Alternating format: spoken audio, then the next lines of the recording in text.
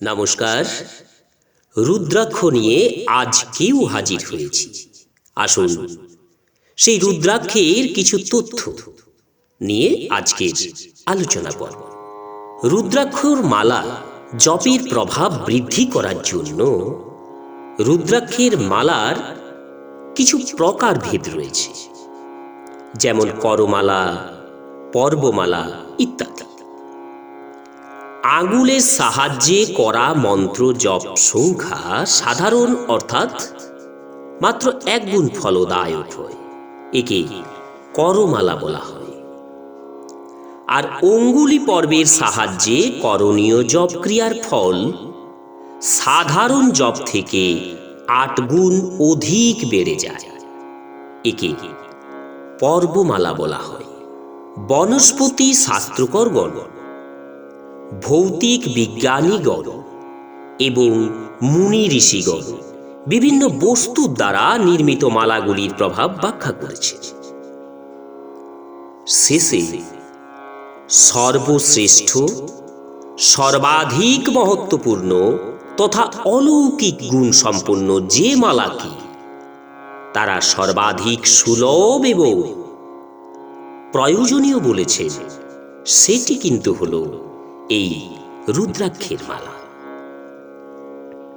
সমগ্র বিশ্বের বনস্পতিগণের মধ্যে অর্থাৎ বৃক্ষের মধ্যে একমাত্র রুদ্রাক্ষই এমন একটি দানা অর্থাৎ এমন একটি ফল বিশেষের বীজ বা গুঠলি, যেটি নিজের মধ্যে আধ্যাত্মিক, বনস্পতিক এবং ভৌতিক গুণের বিশালতম রশ্মি সমাহিত করে রয়েছে, অর্থাৎ এর মধ্যে অন্তর্নিহিত রয়েছে। রুদ্রাক্ষের মালার প্রয়োগে জপ সাধনার ফল সাধারণ অপেক্ষা কোটি গুণ বেশি তো অবশ্যই বৃদ্ধি পায় এর প্রয়োগকারী সাধক। সিদ্ধি, সমৃদ্ধি ও শক্তিও সহজেই লাভ করতে পারে। বর্তমানে তো পাশ্চাত্য দেশীয় চিকিৎসকগণও এর গুণে মুগ্ধ হয়ে উঠেছেন এবং অনেক রোগের ঔষধে, অনেক রোগের উপাচারে এর প্রয়োগও করতে পরামর্শ দিয়ে থাকে। রুদ্রাক্ষ যত মুখযুক্তই হোক না কেন, স্বর্ণকার দ্বারা সামর্থ্য অনুসারে সোনা অথবা রূপার দ্বারা যুক্ত করে, অর্থাৎ সেটিকে সুন্দর করে জুড়ে মালা তৈরি করিয়ে নিতে হবে যদি সম্ভব হয়। রুদ্রাক্ষের দানাগুলির দুদিকের জোড় মুখে শুদ্ধ প্রবাল দানা দিয়েও পরা যায়। সব থেকে সরল এবং সস্তা কৌশল হলো এই, যদি সোনা এবং রূপার সামর্থ্য না থাকে তাহলে সুতোর সাহায্যে বেশ মজবুতভাবে গ্রন্থি দিয়ে তৈরি করে নিন। অনেকেই লাল, নীল রঙের সুতোর দ্বারা গ্রন্থি দিয়ে মালা পরে থাকে, কিন্তু এই সুতা নির্বাচন অর্থাৎ সুতার রং নির্বাচন রাশি অনুসারে কিন্তু করতে হবে।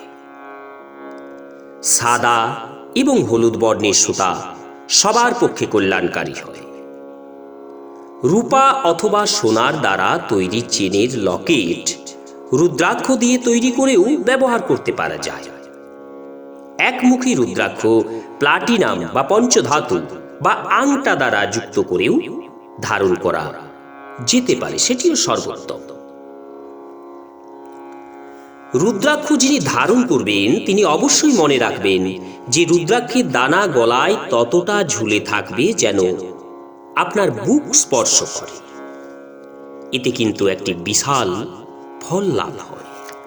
হৃদয়ে স্পর্শ করা রুদ্রাক্ষ আপনাকে হৃদয় রোগ থেকে বাঁচাতে পারে, হৃদয়ের কম্পন থেকে বাঁচাতে পারে, হৃদয় শূল থেকে বাঁচাতে পারে, রক্তচাপ থেকে বাঁচাতে পারে, বুক ধড়ফড় করা থেকেও বাঁচাতে পারে। এতে বায়ুজনিত ব্যাধি সমূহেরও বিশেষ ফললাভ হয়। যে কোনো বর্ণ, যে কোনো জাতি 108 দানাযুক্ত রুদ্রাক্ষের মালা ধর্ম, অর্থ, কাম ও মোক্ষ এই চতুর্বর্গ ফল প্রদান করে থাকে। সংসারে এর মতন কোনো অন্য মালা ফলদায়ী নয়। কিছু লোক একে শুধুমাত্র সাধু বা মহাত্মারাই ধারণ করতে পারেন বলে মনে করে। এটি তাদের ভ্রম, মহাভ্রম। সাধু সন্ন্যাসী এটি ধারণ করলে যেখানে ধর্ম এবং মোক্ষ প্রাপ্ত হয়, সেখানে সংসারী মানুষ এর দ্বারা ধর্মের মর্যাদার মধ্যে থেকে, ধর্মপথে থেকে অর্থ এবং কাম উপভোগ করতে করতে মোক্ষ লাভ করতেই পারে। সংসারে অনেক প্রকার ভৌতিক দুঃখে সন্তপ্ত মানুষদের জন্য এটি শিবের বরদান বলা যায়। এটি গৃহীগণ এবং সাধুগণ সবাই ধারণ করতে পারে। রুদ্রাক্ষ ধারণকারীর অকাল মৃত্যুও হয় না, এটি পরীক্ষিত সত্য। নমস্কার। রুদ্রাক্ষের আলোচনা পর্বে আজ এই পর্যন্তই। রুদ্রাক্ষ সংক্রান্ত আরও ভিডিও পেতে অবশ্যই চ্যানেলটি সাবস্ক্রাইব করুন এবং রুদ্রাক্ষ সংক্রান্ত কোনো বিষয় জানার থাকলে অবশ্যই কমেন্ট বক্সে কমেন্ট করুন। আসব অন্য কোনো পর্ব নিয়ে। সবাই সুস্থ এবং ভালো থাকুন। নমস্কার, ধন্যবাদ।